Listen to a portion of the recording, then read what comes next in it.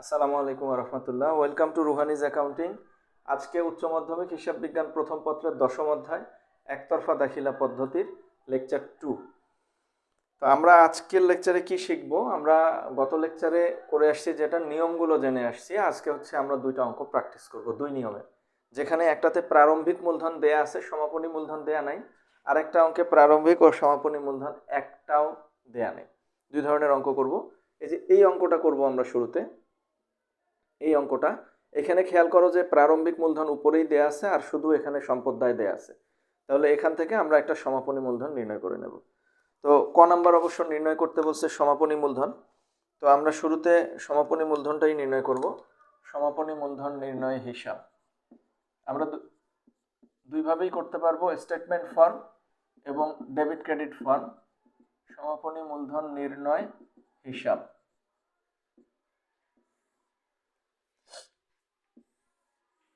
ছকটা টেনে নেব। এক সাইডে দেব হচ্ছে দায় সমূহ টাকা, আর এক সাইডে হচ্ছে সম্পদ টাকা। অঙ্কটাতে নগদ দেয়া আছে হচ্ছে 20,000, নগদ হচ্ছে 20,000। এরপরে ব্যাংক জমা বলা আছে 50,000। প্রাপ্য হিসাব 40,000। 10% বিনিয়োগ, 10% বিনিয়োগ বলা আছে 50,000।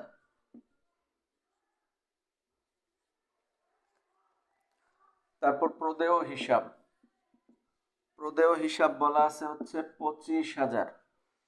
এরপরে ঋণ 6% ব্যাংক ঋণ, ঋণ বলা আছে 20,000। মজুত পণ্য, মজুত পণ্য সম্পদ এটা দেয়া আছে 15,000। আসবাবপত্র 70,000। এখন মোটামুটি শেষ, সমন্বয় পড়ে দেখতে হবে নতুন কোনো সম্পদ কিনলো কিনা। যদি নতুন কোনো সম্পদ কেনে সেটা এখানে বসবে, তো কেনে নাই। তো আমরা এখন এটা যোগ করব 50, 70, 1,10,000, 1,60,000, 2,30,000, 2,45,000। 50, 70, 1,40,000, 1,80,000, 2,30,000, 2,45,000। তাহলে এটা হবে 2,45,000। এখান থেকে 25 বাদ দিলে 20, তাহলে এটা হবে 2 লক্ষ। এটার নাম হচ্ছে সমাপনী মূলধন। তাহলে সমাপনী মূলধন নির্ণয় হয়ে গেল। ক নাম্বার শেষ। এটুক করতে পারলেই আমরা 2 মার্কস পেয়ে যাব। ক্লিয়ার? ব্যাংক জমা যদি ক্রেডিট বলতো তাহলে সেটা কিন্তু আমাদের জন্য দায়, তখন সেটা এদিকে আসতো। ব্যাংক জমা ডেবিট বললে সম্পদ, সম্পদের ঘরেই বসবে। আর ব্যাংক জমাতিরিক্ত বললে সেটা দায়, দায়ের দিকেই আসবে। ক্লিয়ার? এবার বলছে লাভ লোকসান হিসাব নির্ণয় করো। এখানে বলছে সমাপনী মূলধন 1,90,000 টাকা ধরে, কিন্তু দেখো আমাদের সমাপনী মূলধন কত আসছে? 2 লাখ। আমরা আসলে ওইভাবে করব না, আমরা এখানে সৃজনশীল অঙ্কটা করতেছি না। আমি তোমাদেরকে পুরো অঙ্কটা দেখাই দিচ্ছি কি চাইলে কি হবে, দেন তোমরা পুরো অঙ্ক পারলে সৃজনশীল অঙ্ক সলভ করতে পারবা। তাহলে সমাপনী মূলধন 2 লাখ, এটা মনে রাখবা। আমরা যদি ওই কোশ্চিনের 1,90,000 ধরে করি তখন কিন্তু অঙ্কটা মিলবে না। এরপরে হচ্ছে লাভ লোকসান বিবরণী। লাভ লোকসান বিবরণী যে ফরম্যাটটা লিখে দিয়েছি তোমার 1 নাম্বার লেকচারে, সেটা জাস্ট পড়ে রাখতে হবে। ওইটা অনুযায়ী বসাই দিলেই হবে। বিবরণ টাকা, এদিকে হবে বিবরণ টাকা। এটা হচ্ছে লাভ লোকসান বিবরণী। প্রথমে এদিকে কি হবে? সমাপনী মূলধন। যদি সৃজনশীল কোশ্চিন ধরে সলভ করো তখন তোমার এখানে 1,90,000 বসায় দিতে হবে, এটা হবে 2 লক্ষ টাকা। ঠিক আছে? আমার যত নির্ণয় করছি আমি সেই মানটাই বসাই দিলাম। কারণ আবারও বলছি, আমি ক খ গ এইভাবে করাচ্ছি না, আমি তোমাদেরকে ফুল অঙ্কটা শেখাচ্ছি। আর এখানে বসবে কি? এখানে বসবে হচ্ছে প্রারম্ভিক মূলধন। প্রারম্ভিক মূলধন প্রশ্নে দেয়া আছে 60,000 টাকা। এটা অনেক সময় দেয়া থাকবে না, তখন সমাপনী মূলধন যেভাবে নির্ণয় করছি, সম্পদ থেকে দায় বাদ দিলাম আমরা, ঠিক একইভাবে প্রারম্ভিক মূলধন নির্ণয় করব। প্রারম্ভিক সম্পদ থেকে প্রারম্ভিক দায় বাদ দেব। আচ্ছা, এরপরে হচ্ছে এইদিকে বসে উত্তোলন। 15,000 টাকা নগদ, আমরা লিখব উত্তোলন। নগদ কত আছে? নগদ আছে 15,000, আর পণ্য দেয়া আছে হচ্ছে পণ্য দেওয়া আছে হচ্ছে 5,000, 15 আর 5 হচ্ছে 20,000। এরপরে ক্যাশ বাক্স থেকে চুরি হয়েছে, তার মানে এটা বিবিধ ক্ষতি। ক্যাশ বাক্স থেকে চুরি হওয়া মানে ক্ষতির পরিমাণ বাড়বে এবং নগদ টাকা কমে যাবে, কারণ চুরিটা কিন্তু ক্যাশ বাক্স থেকেই হয়েছে। প্রাপ্য হিসাবে 2,000 আদায়যোগ্য নয়, এটাকে আমরা বলবো নতুন অনাদায়ী দেনা বা পাওনা বা কুঋণ। কত টাকা? 2,000। এরপরে বলছে অবশিষ্ট প্রাপ্য হিসাবের 5%। তো খেয়াল করো, প্রাপ্য হিসাব আমাদের কত ছিল? 40,000 টাকা ছিল। প্রাপ্য হিসাব কত ছিল? 40,000। এর মধ্যে আদায় হবে না কত? 2,000। তাহলে আদায় হবে কত? 38,000। বলছে এই যে যেটা আদায় হবে তার উপর আবার 5% সঞ্চিতি ধরতে হবে, তার মানে এই সঞ্চিতিটা হবে 1,900 টাকা। তাহলে এইটা হবে 3,900 টাকা। তাহলে উত্তোলন নিলাম, ক্যাশ বাক্স থেকে চুরি নিলাম। আমি কিন্তু লিখে দিছিলাম যে যত খরচ আছে সব এই দিকে বসবে। ক্যাশ বাক্স থেকে চুরি নেওয়া হলো, প্রাপ্য হিসাব নেওয়া হলো, শুধু বাকি আছে মূলধনের সুদ। এখন মূলধনের সুদের ক্ষেত্রে আমি বলছিলাম সেটা হচ্ছে যদি মূলধনের সুদ ধরতে বলে, ধরতে হয় প্রারম্ভিক মূলধনের উপর, আর অতিরিক্ত মূলধনের তারিখ থাকলে তারিখ অনুযায়ী হবে। তো মূলধনের উপর 10% বলছে, সবসময় প্রারম্ভিক মূলধন 60,000-এর 10% হচ্ছে 6,000। তো মোটামুটি এন্ট্রি শেষ, কিন্তু 10% বিনিয়োগ বলছে, তাহলে বিনিয়োগের বকেয়া সুদ। কোনো তারিখ নাই, তোমরা যদি চিন্তা করো যে ধরবাই না, তাহলে সেই ক্ষেত্রে নোট দিয়ে নিতে হবে যে বিনিয়োগটিকে সমাপনী হিসাবে চিন্তা করা হয়েছে বা ধরা হয়েছে। বাট কোশ্চেন হচ্ছে যদি প্রারম্ভিক বিনিয়োগ না থাকে তাহলে সমাপনী বিনিয়োগ কোত্থেকে আসলো? তার মানে এটা বছরের কোনো না কোনো সময় বিনিয়োগটা করা হয়েছে। এই জন্য তোমরা চাইলে বিনিয়োগের সুদ 6 মাসেরও ধরতে পারো। তারিখ থাকলে তারিখ অনুযায়ী ধরবা, তারিখ না থাকলে না ধরলেও নোট দিবা, তবে ধরাটা ভালো। তোমরা যদি 6 মাসের ধরো তাও হবে, অসুবিধা নাই। আমি ধরে নিলাম বিনিয়োগটা শুরুতেই করা হয়েছিল, তাহলে 50,000-এর 10% বিনিয়োগের বকেয়া সুদ 5,000। আবারও বলছি, তোমরা চাইলে এখানে 12 মাসেরই সুদ দিতে পারবা, যেহেতু কোনো তারিখ নাই।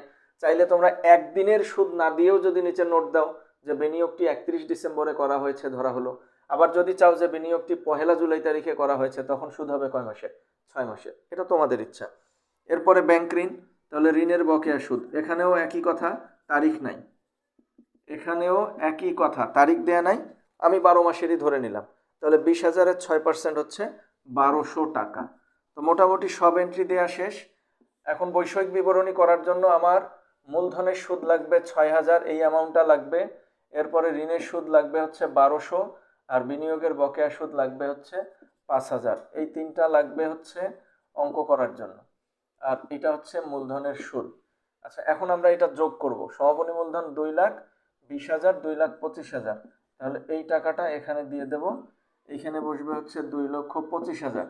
এখন এখান থেকে 60 আর 15 হচ্ছে 75, 81, 84, 85, 86,100। তাহলে 86,100 যদি আমরা বাদ দিই, 2,25,000 থেকে যদি 86,100 বাদ দিই, তাহলে 1,38,900। এটার নাম হচ্ছে নিট মুনাফা। এটার নাম কি? নিট মুনাফা। ক্লিয়ার? আরেকবার যোগ বিয়োগ চেক করি। 2,20,000, 2,25,000, 2,25,000 থেকে বাদ যাবে 60, 75,000 বিয়োগ 3,900 বিয়োগ 7,200 সমান হচ্ছে 1,38,900।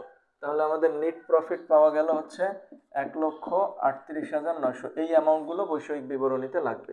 এই হচ্ছে আমাদের লাভ লোকসান বিবরণী। এখন আমরা শিখব বৈষয়িক বিবরণী। আচ্ছা, সমাপনী মূলধন 2 লাখ, এই অ্যামাউন্টটাও লাগবে বৈষয়িক বিবরণীর জন্য। সমাপনী মূলধন 2 লক্ষ টাকা, এটা একটু মনে রাখতে হবে।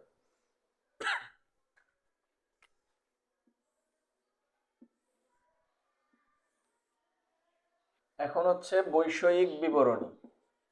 বৈষয়িক বিবরণী, তো এটা হচ্ছে দায় ও মূলধন। এটা হবে দায় ও মূলধন, এটা টাকা, এটা হবে সম্পদ টাকা। তাহলে সম্পদ শুরুতে ছিল নগদ, তো হবে নগদ 20,000, এটার কোনো সমন্বয় নাই জন্য আর কিছুই হবে না, সব সমাপনীগুলো বসবে। এরপরে ব্যাংক আছে 50,000, ব্যাংক সম্পূর্ণটাই বসবে, কোনো সমন্বয় নাই। এরপরে প্রাপ্য হিসাব, এটাতে ঝামেলা আছে।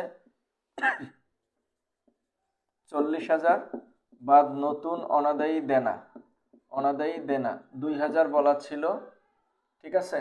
আবার বাদ নতুন সঞ্চিতি, এটা বের হয়েছিল আমাদের 1900 টাকা। তাহলে 40 থেকে যদি আমরা 4000 বাদ দিই তাহলে 36,100 হবে মনে হয়। হ্যাঁ, 36,100। তাহলে 36,100 আসবে, 40,000 বিয়োগ 3,900, তাহলে 36,100 আসলো প্রাপ্য হিসাব। এরপর বিনিয়োগ, বিনিয়োগ আছে 50,000, বিনিয়োগ 50,000 বসবে। বিনিয়োগের বকেয়া সুদ অনেকেই যোগ করে দেয়, এটা যোগ করা যাবে না, কারণ একটা চলতি সম্পদ একটা স্থায়ী সম্পদ। বিনিয়োগের বকেয়া সুদ আমাদের কত ছিল? বিনিয়োগের বকেয়া সুদ ছিল 5,000, আয়ের বকেয়া জন্য সম্পদে যাবে। এবার ছিল এদিকে প্রদেয় হিসাব, জাস্ট সমাপনী মূলধন যেটা নির্ণয় করছি আমরা ওখান থেকে দেখে দেখে বসাবো, সমন্বয় থাকলে সমন্বয়টার কাজ করব। এরপরে আছে ঋণ, 6% ঋণ 20,000, ঋণ এবং ঋণের সুদও যোগ করা যাবে না, তাহলে ঋণের বকেয়া সুদ, খরচের বকেয়া সুদ হচ্ছে দায়, তাহলে এইটা ছিল আমাদের কত টাকা? 1200 টাকা। ক্লিয়ার? এবার আছে মজুদ পণ্য কত? মজুদ পণ্য হচ্ছে 15,000, মজুদ পণ্য 15,000। আসবাবপত্র, আসবাবপত্র 70,000, এর কোনো অবচয় নাই, তাহলে 70,000ই বসবে। তবে নগদে চুরিটা আছে, চুরি আছে 15,000, তাহলে 20,000 থেকে 15,000 বাদ দিয়ে বসবে, তাহলে এই টাকাটা হবে হচ্ছে 5,000। ক্লিয়ার? বিবিধ ক্ষতি, বিবিধ ক্ষতি চুরি হয়েছে, ওটা বসানো ছিল আমাদের। আর কি আছে এখানে? আর কিছু নাই। প্রাপ্য হিসাব নিয়ে নিছি, সঞ্চিতির কাজ শেষ, মূলধনের সুদটা বাকি আছে। তাহলে আমরা এখানে বসাবো হচ্ছে প্রারম্ভিক মূলধন, এটা কত ছিল? 60,000, অতিরিক্ত মূলধন নাই, যোগ হচ্ছে মূলধনের, মূলধনের সুদ হচ্ছে 6,000, এটা তার মানে 66,000। এর সাথে বাদ যাবে উত্তোলন, উত্তোলন কত ছিল আমাদের? উত্তোলন ছিল হচ্ছে 15 আর 5 20,000, তাহলে এইটা হচ্ছে 46,000, 46,000। এর সাথে যোগ হবে নিট লাভ বা নিট মুনাফা, নিট মুনাফা কত ছিল? 1,38,900। তো আমাদের মোটামুটি সব এন্ট্রি শেষ, এখন আমাদের কাজ হচ্ছে যোগ বিয়োগ করা। তাহলে 46,000, 1,38,900, টোটাল হচ্ছে 1,84,900। এখন এইটাকে আমরা যোগ করব, 1,84,900 যোগ হচ্ছে 45,000 যোগ হচ্ছে 12,000, টোটাল হচ্ছে 2,41,000, 41,900। আচ্ছা, এখন এই সাইড যোগ করব, 55,000 যোগ 36,100 যোগ হচ্ছে 55,000 যোগ 15,000 যোগ হচ্ছে 70,000, তাহলে 2,31,100। আচ্ছা, 50 আর 5 55,000 যোগ হবে 36,100 যোগ হচ্ছে 55,000 যোগ হচ্ছে 15,000 যোগ হচ্ছে 70,000, এটা হচ্ছে 2,31,100। এখন 10,000 টাকার কম বেশি আমরা আরেকবার চেক করব।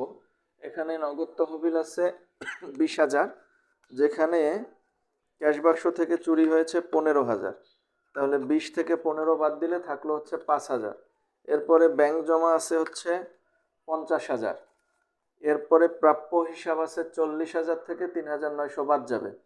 বিনিয়োগ আছে 50,000, বিনিয়োগের বকেয়া সুদ 5,000, প্রদেয় হিসাব 25,000, ঋণ আছে হচ্ছে 20,000, ঋণের বকেয়া সুদ, সরি এটা ঋণের বকেয়া সুদ ছিল 1,200 টাকা, ঋণের বকেয়া সুদ হচ্ছে 1,200, 12,000 হয়ে গেছে, যার কারণে মিলে নাই, এখন মিলবে। তাহলে হচ্ছে 25,000 যোগ হচ্ছে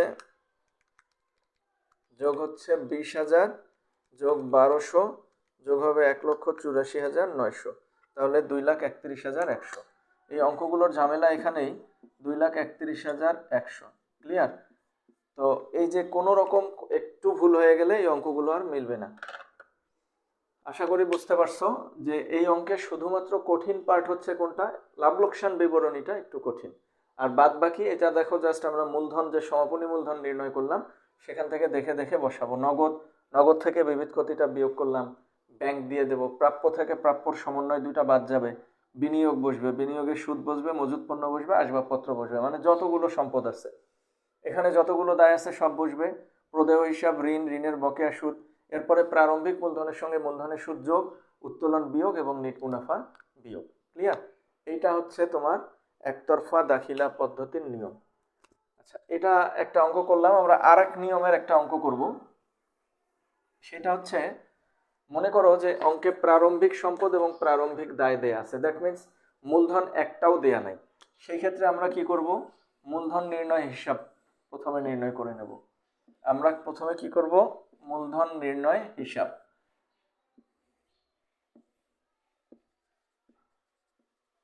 মূলধন নির্ণয় হিসাব মনে করলাম নগদ, এটা হচ্ছে প্রারম্ভিক, এটা হচ্ছে সম্পদ, এটা হচ্ছে সমাপনী। নগদ ধরলাম 10,000, এটা ধরলাম 20,000। এরপরে ধরো ব্যাংক জমা, এটা 30,000, এটা ধরলাম 50,000। এরপরে ধরলাম প্রাপ্য 10,000, 10,000। এরপরে ধরলাম আসবাবপত্র 1 লক্ষ, এটা ধরলাম 1,20,000। এরকম দেয়া আছে। এটা ধরলাম প্রদেয়, এটা 20,000, এটা 30,000। এরপরে ধরে নিলাম ঋণ, এটা হচ্ছে 30,000, এটা হচ্ছে 50,000। আর নাই, তাহলে সমাপনীটা আগে যোগ করব। 1,20,000, 1,70,000, 1,80,000, তাহলে এই টাকাটা হবে হচ্ছে 2 লক্ষ টাকা। তাহলে এইখানে নেব আমরা হচ্ছে 2 লক্ষ টাকা। 50 আর 30, 80 বাদ দিলে হচ্ছে 1,20,000। আরেকবার চেক করি, 1,20,000, 1,30,000, 1,80,000, 2 লাখ। তাহলে 2 লাখ থেকে 80 বাদ দিলে 1,20,000। এবার 1,10,000, 1,40,000, 1,50,000। 30, 40, 50, 1,50,000। তাহলে এখানে বসবে হচ্ছে 1,50,000। 30, 20, 50,000 বাদ দিলে 1 লক্ষ। এইটার নাম হচ্ছে মূলধন। ক্লিয়ার? এটা হবে দায় সমূহ, এটা হবে প্রারম্ভিক, আর এটা হবে হচ্ছে সমাপনী। অর্থাৎ 1 তারিখেরটা এই ঘরে বসবে দায়, 1 তারিখের সম্পদ। 1 তারিখের এটা হচ্ছে 31 ডিসেম্বরের সমাপনী দায়, আর এটা হচ্ছে সমাপনী সম্পদ। তো আমাদের কাজ হচ্ছে এখন এই যে এখান থেকে এটাকে বাদ দিলে মূলধন পাবো প্রারম্ভিক মূলধন, আর এইটার যোগফল এখানে নিয়ে এসে বাদ দিলে এটা পাবো মূলধন, এটা সমাপনী মূলধন। তো আগের অঙ্কটা আমরা যেটা করলাম সেটাতে কি ছিল?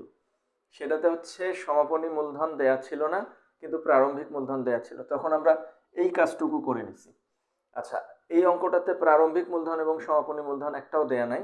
প্রারম্ভিক মূলধন এবং সমাপনী মূলধন করে নিলাম। এর পরের কাজ কি? আমাদের লাভ লোকসান বিবরণী করা। লাভ লোকসান বিবরণী ঠিক যেরকম নিয়মে শিখে আসছি সেই কাজটাই করতে হবে। ফাইনাল কাজ হচ্ছে বৈষয়িক বিবরণী। বৈষয়িক বিবরণীতে কাজ কি? বৈষয়িক বিবরণীতে এই জিনিসগুলো বসবে: সমাপনী সম্পদ এবং সমাপনী দায়। নগদ বসবে, কোনো সমন্বয় থাকলে যোগ করতে হলে যোগ করব, বিয়োগ করতে হলে বিয়োগ করব। ব্যাংক জমা বসবে, প্রাপ্য হিসাব থেকে যদি অনাদায়ী দেনা এবং সঞ্চিতি থাকে বাদ যাবে। আসবাবপত্রের অবচয় থাকলে বাদ যাবে এবং অবচয়টা লাভ লোকসান বিবরণীতে বসবে। প্রদেয় বসবে, ঋণ বসবে, যদি ঋণের সুদ থাকে ঋণের সুদ বসবে। ক্লিয়ার? তারপর প্রারম্ভিক মূলধন যোগ অতিরিক্ত মূলধন যোগ হবে নেট লাভ, আর যদি নেট ক্ষতি হয় তাহলে বিয়োগ হবে, আর উত্তোলন বাদ যাবে। তো এই হচ্ছে একতরফা দাখিলা পদ্ধতির নিয়ম। এখানে এই 3টা পার্টি করতে হয়। তো তোমরা প্র্যাকটিস করো ভালো করে, ইনশাআল্লাহ দেখবা যে অঙ্কগুলো পারতেছে। Best of luck. আল্লাহ হাফেজ। আসসালামু আলাইকুম ওয়া রাহমাতুল্লাহ।